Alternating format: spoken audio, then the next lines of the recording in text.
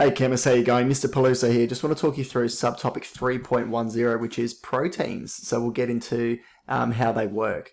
So proteins are polymers of amino acids. So essentially a polymer is a long molecule that contains many repeating units. So the protein is the polymer molecule and amino acids are monomer molecules. So many monomers make up a polymer. A way I think of it is a monomer is kind of like a brick of Lego, and the polymer might be something that you make with lots of those bricks put together. So amino acids have this structure that is similar among the different types. There are actually 20 different types of amino acids. And in stage 2 chemistry, you want to have a good knowledge of maybe just the fact that there are different types and maybe some of their names, but it's not anything that specifically you have to know the difference between any of the 20. So they contain an amine group. So that's this here. So an amine is NH3. So this is going to be a primary amine, which is connected to one carbon. And we've got a carboxyl group, carboxylic acid, looking like this. And we've got an R group, which is going to be a hydrocarbon chain with a certain number of substituents attached to it as well. So the general formula can also look like this. Again, I've got the amine on the left and the carboxylic acid on the right, and you'll see why that format or that standard can actually come in handy a little bit later. And you've got your R group coming off this central carbon here, so just a different representation. So some examples, we've got alanine has a methyl substituent on that R group, and you can see the rest of the formatting of the amino acid is the same. Glycine has a hydrogen coming off of that R substituent. Lysine has this, chain coming off here with an amino on the end. Asparagine, and this is drawn slightly differently, so the formatting is not the same formatting as this, but you've got this R chain substituent attached there as well. Valine is another example, and phenylalanine has a phenyl group attached to it. So you can kind of see the difference in molecular structure just with a few different examples. So amino acids are amphiprotic, which means they can donate or accept protons depending on pH of solution. Basically, they've got a basic functional group and an acidic functional group on either end of the chain. So just a few examples. So we've got an amino acid here, and it's in acidic conditions because we've got this proton. So what's going to happen? So the basic amine functional group, which we've learned from the previous subtopic, is going to accept that proton, and you're going to get a charged amine. So basically, you're going to get a charged amine looking like this, or a protonated amine. And remember that positive charge is above that nitrogen because the nitrogen is the atom that's getting that extra proton there. So you get a protonated amino acid, and this is another representation, and you can see even with the condensed structural formula, the positive charge is directly above that nitrogen, just clearly showing that it's the nitrogen that's positive charged or positively charged and not anything else. So the same type of thing, but instead of just saying H plus as an ionic equation, you've got a specific acid. So here you've got hydrochloric acid. So you're going to end up getting that protonated amine with your amino acid, and you'll get a chloride ion left over. In basic solution, you've got excess hydroxide ions. So that's going to react with the carboxylic acid functional group. So that acidic hydrogen on that carboxylic acid is going to connect to that hydroxide ion, and you're going to end up getting water formed, and you'll get the carboxylate ion, so that negatively charged carboxylate there. So that's also referred to as a deprotonated amino acid. So similarly, if you have a specific reagent, for example, sodium hydroxide, you're still going to get that carboxylate being formed, and you'll get water, and you'll just get the other part of the salt or the sodium ion just hanging around there. So the difference or the uniqueness for amino acids comes in a neutral solution with pH of approximately 7. Cool stuff happens. So you get a self-protonation happening. So the acidic hydrogen is going to donate to the basic amine functional group. So basically you get a proton transfer within the same molecule. So you're going to get a positively charged side and a negatively charged side. And that formation or that self-ionization is referred to as a zwitterion. So a zwitterion is the specific term for that ionized amino acid. Now the implications of this means that this has increased solubility in water. It has increased levels of secondary interactions because you can get ion dipole interactions forming, or you could get ionic interactions forming. So there's basically more potential for some stronger secondary interactions, which can be useful for amino acids. So just a couple of examples showing that self-ionization. So this is the zwitterion. This is before that's being formed. So just a summary, we can have in acidic solution, an amino group on an amino acid will accept a proton to form a protonated amino acid, looking like this. In alkaline solution, so pH of greater than 7, the carboxyl group will donate a proton, which leads to a deprotonated amino acid, looking like this. And in neutral solution, you get the formation of a zwitterion, looking like this. So the properties of amino acids. They exist as zwitterions even in a solid state. They have no overall charge, but you have a positive and a negatively charged end. They have a high melting point for their size, mostly due to this ion formation. So there's a strong ionic interaction between zwitterions. So it takes a lot of energy or thermal energy to break those secondary interactions, leading to a high melting point. They're also generally soluble in water because of the ion dipole interactions being formed with water. And the solubility of amino acids varies depending on the size and the nature of the R group. Different amino acids have different or varying levels of charge, of polarity, so that all affects the solubility. But they're generally insoluble in organic solvents. Amino acids build proteins, and they are found in living things, which are made up of mostly water, which makes sense because that's why they dissolve well in water, so they can move around the body and do what they need to do, and which means they're generally insoluble in organic solvents. So amino acids can react, and they do this to form a protein chain. It's a condensation reaction, which means water falls off. So we've got two amino acids side by side here. So this one was the one with the H as the R substituent. Can you remember what that one was called? So we've got OH and H dropping off to form water. And what we get is this familiar looking functional group here. So this is called an amide functional group, C double bond O N H. So that's how we can get a protein being formed. And when you have, or when a protein is represented with a bond leading to nothing, or a squiggly line like this, that means that that protein chain is continuing, but there's only a section of it being represented. So this is called a peptide link. So an amide functional group in a protein is referred to as a peptide link. You can get a polypeptide, which means you've got many peptide links being formed. So if you have two amino acids combining, you get one peptide link. So this here is the finalized molecule because the protein is closed off at each end. So this is the start and this is the finish, essentially. Again, if you have the bonds leading to nothing, that means the protein is continuing. So this would be called a dipeptide because there's two amino acids. You could get a tripeptide, and again, a polypeptide would mean many proteins. So a tripeptide has two peptide links, and you've got three amino acids combining. So how many molecules of water would be dropped off? It would be two, one for each peptide link being formed. Many amino acids combine to form large polymer molecules, which are referred to as polypeptides. So this is a different representation where you've got amino acids. So each different color amino acid is a different type. Think of your different colored blocks or different size bricks of your Lego. And you've got peptide links which are combining them. Now, how many amino acids would be in a protein? A lot is the answer. Some of the types of questions you have to do is to essentially draw a section of a protein chain when two amino acids would be combined. So here we've got two amino acids provided to you, and it's basically saying, how do you make the peptide link and then draw the resulting dipeptide?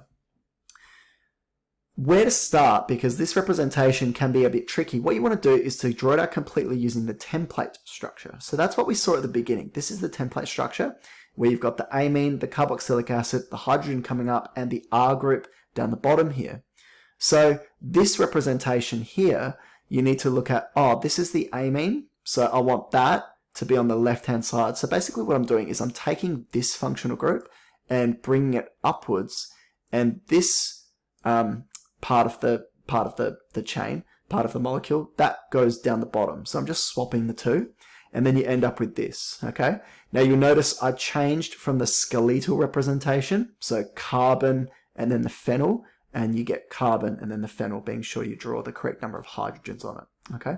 So this one over here, so we've got the amine, which would go to the left, so that basically, that gets brought up here to make this. And then the rest of it, 1 carbon, 2 carbons, 3 carbons, and then a substituent coming off of carbon number 2. So that is 1 carbon, 2 carbons, 3 carbons. Sorry, 1, 2, 1, 2, and then that should be 3, and then the substituent coming off of carbon 2. So this is actually the incorrect representation that's being drawn here. And now that I just look at this again, because it should be the central carbon here, which is here, and then 1 carbon, 2 carbons, 3 carbons. So it should be CH2, CH2, CH3, and then a CH methyl coming off of carbon 2. So I can't draw my PDF, but it should be CH2, CH2, CH3, and then a CH2 coming off of here. Okay, so this is the incorrect representation, but I guess I verbally talked you guys through it.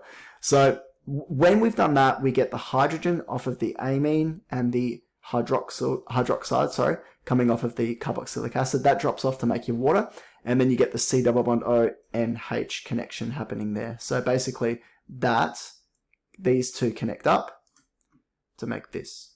Okay, so then you've got your new dipeptide. So going on to protein structure. So proteins are large polypeptides that contain up to tens of thousands of amino acid units. So they can be very big. They're essential to structure and function of biological organisms. So basically what they do, they're important for cellular structure and transportation of nutrients within a cell. Basically, they're essential for life, super important. The more specific applications are probably more of a biology type thing. But what we do need to know in a chemical context, at stage 2 at least, is the function of a protein is dependent on its 3D structure and folding. They are very specific, and without that level of specificity, they don't work the way that they should. So they're folding, and the reason they fold in certain ways is due to the chemical interactions that exist between the amino acids. So there's 4 levels of protein folding. So there's primary structure, secondary structure, tertiary structure, and quaternary structure. So I guess we'll go into this in a bit more detail, but there's a side-by-side representation of what happens. So the interactions between protein chains, we have covalent bonding, hydrogen bonding, ionic bonding, and dispersion forces. So there's different levels of bonding there. So they're in order, well, actually they're not in order. Dispersion are the weakest secondary interactions. Hydrogen bonding is a stronger secondary interaction. Ionic bonding and covalent bonding are primary, so they are stronger than secondary. So that's important as well. Primary versus secondary bonding is super important when discussing some aspects of this. So the first thing is the primary structure. So that is the order of the amino acids joined together to make the protein. So remember, there's 20 different amino acids, and the order in which they form a chain gives the protein its features, essentially. So this is a zoomed in representation. So remember, you've got those polypeptide links and you've got those R groups. Now, what are what's on the R group makes the amino acid what it is. So over here is the start of the protein, and then every bit here is one of the amino acids. Now, amino acids have 3-letter codes, just to represent what they are. You're not expected to know them, but glycine, proline, threonine, glycine, threonine, glycine, glutamine, serine, lysine. It's essentially just the order in which they go. And then we've got how many there would be. So if you think there's 20 different amino acids, how many different combinations could you get? Every one of these is going to be one of 20. And then if literally one of them is different. It completely changes what the protein is doing, like what the point of it is, what the function of it is. So you can start to maybe see, and the fact that these are, remember, hundreds of thousands of units long, you can kind of start to see how many different types of proteins that there might be in the body. There's lots and lots of them. So what holds the proteins together, they're all covalent bonds. Okay, every single bond here is a covalent bond. That's primary, so that's what's keeping them together. So that's a strong chemical interaction. So they're not going to break anytime soon. And the ends of the chain are always going to be the carboxylic acid and the amino. Okay, so this might be an example of a snake, and you've got lots of different amino acids here that kind of form that protein. So what happens next is secondary folding, or the secondary structure. So this long kind of snake thing, it will fold into a 3D structure. So, and that will take its own unique shape. So this folding is going to happen at multiple points throughout the protein. There's two main types of folding. There's an alpha helix, which is kind of like a spiral staircase. And there's a beta plated sheet, which is more kind of flat zigzag folding, one on top of the other. Now these yellow dashed lines are indicative of hydrogen bonding. So you can see the sites of hydrogen bonding, hopefully. So the NH, that is a site for hydrogen bonding. The carbonyl is a site that can accept a hydrogen bond. And you can see that all the way through. You're always going to have these carbonyls, you're always going to have these hydrogens because they are prevalent in the polypeptide, the peptide chain.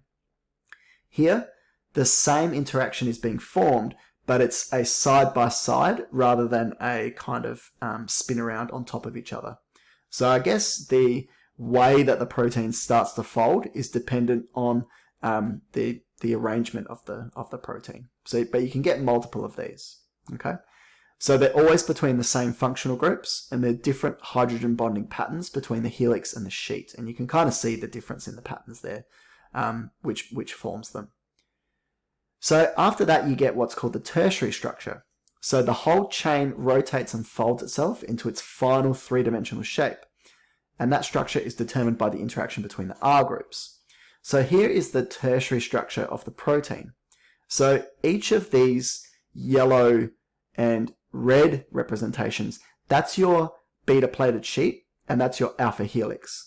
So this protein here has 1, 2, 3, 4, 5, 6, 7, 8, 9, 10, 11 or so different sections where you get a alpha helices forming. And remember, that's the hydrogen bonding that's existing between the NH and the C double O groups. There's other folding too, though, like this, like the green section here is kind of looping. Now, why is it looping that way? Why is it not looping this way? It's because of the interactions that exist between the side chains, so the R groups, okay? So remember, there's all these amino acids on this section. There's thousands and thousands of them, and the differences in those R groups lead to differences in folding. If you've got stronger interactions between chains, they're going to go closer together. If you've got weaker interactions, they might spread or drift further apart because there's another section that's a bit stronger. So that's what leads to the tertiary structure.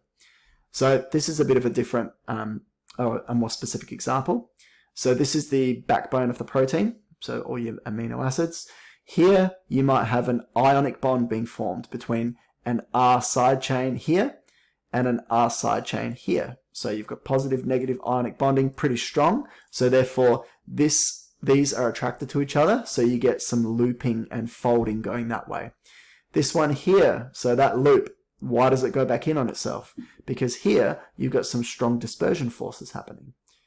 Here we've got another R side chain, and we've got the ability to hydrogen bond. So you can get all four types of secondary interactions here. Okay. They are differences in strength, which leads to the difference in folding.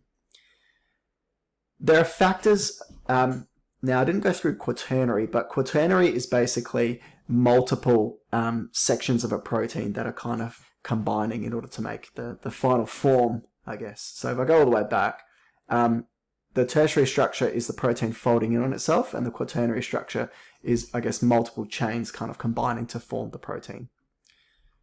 Okay. So the last section is factors that affect protein function. So proteins are reliant on specific folding in order to do their job. So there are factors in the body or in a lab that can affect the protein function. So they are heat and pH.